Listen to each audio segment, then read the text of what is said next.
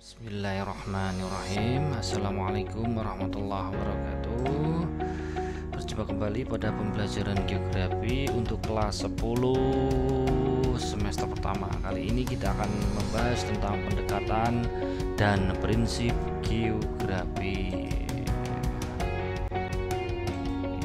Pendekatan dan prinsip geografi. Sekarang kita kaji ada berapa sih pendekatan geografi. Itu ada 3 ya. Ada pendekatan ke ruangan, ke lingkungan ataupun ekologi, dan pendekatan kompleks wilayah. Sedangkan untuk prinsip geografi itu juga ada 4 ya. Ada prinsip penyebaran, prinsip interrelasi, prinsip deskripsi, dan prinsip korologi. Untuk penyebaran namanya adalah distribusi, deskripsi itu penggambarannya. Oke, kita kaji satu persatu yuk.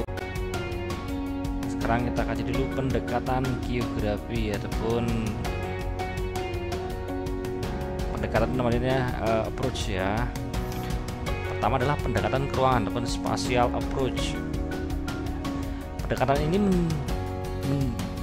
mendasarkan pada perbedaan lokasi dari sifat-sifat pentingnya. Jadi perbedaan lokasi dari sifat-sifat pentingnya seperti apa? Perbedaan struktur, pola, dan proses. Struktur ruangan terkait dengan elemen pembentuk ruang berupa penampakan titik, garis, dan area ataupun bidang. Yang termasuk pada pendekatan ke ruangan itu adalah ada pendekatan topik, ya, ada pendekatan topik, pendekatan aktivitas manusia, dan pendekatan regional. Oke. Kita kaji ya, ini yang termasuk tadi dalam pendekatan ke ruangan ya.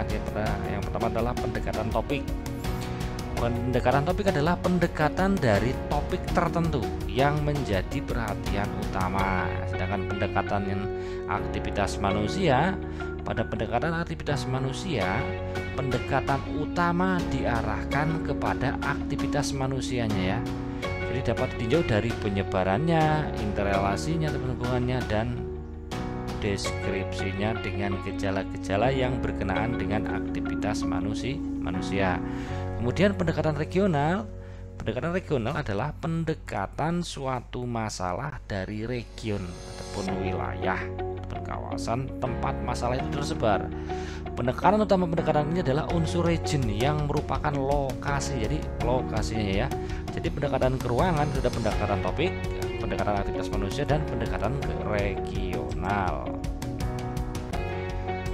Kemudian yang kedua adalah pendekatan ke lingkungan ataupun ekologi ya.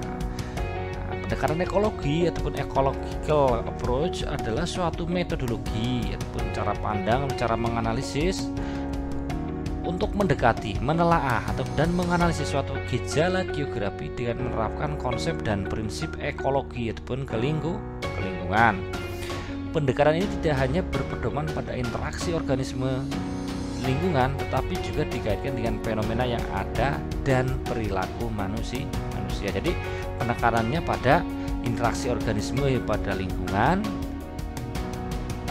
ataupun aktivitas manusia terhadap lingkungan dan sebaliknya.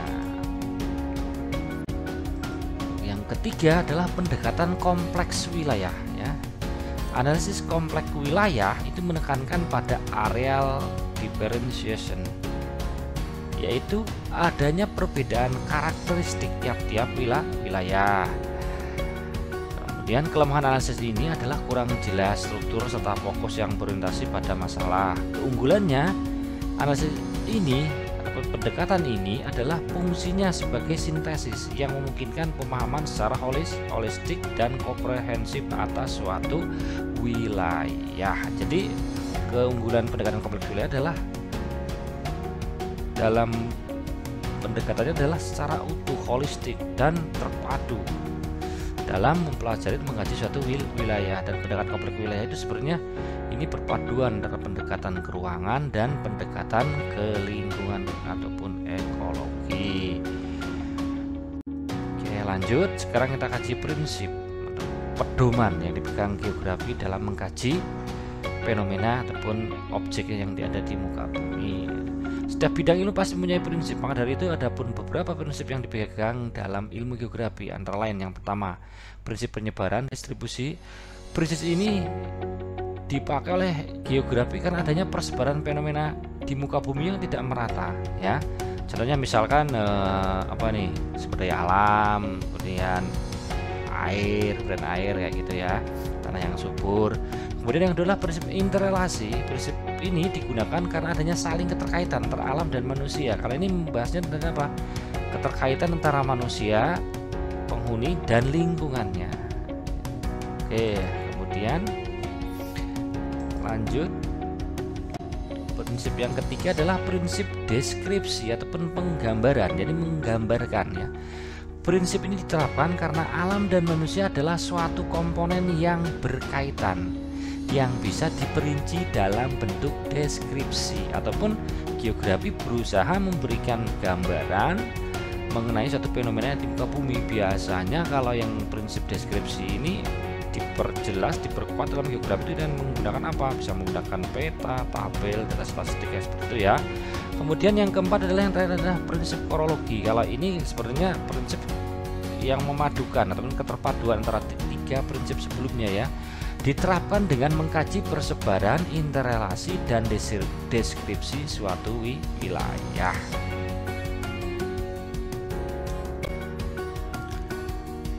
Oke, sekian paparan yang singkat ini mengenai pendekatan geografi yang ada tiga ya: keruangan, lingkungan ekologi, dan kompleks wilayah.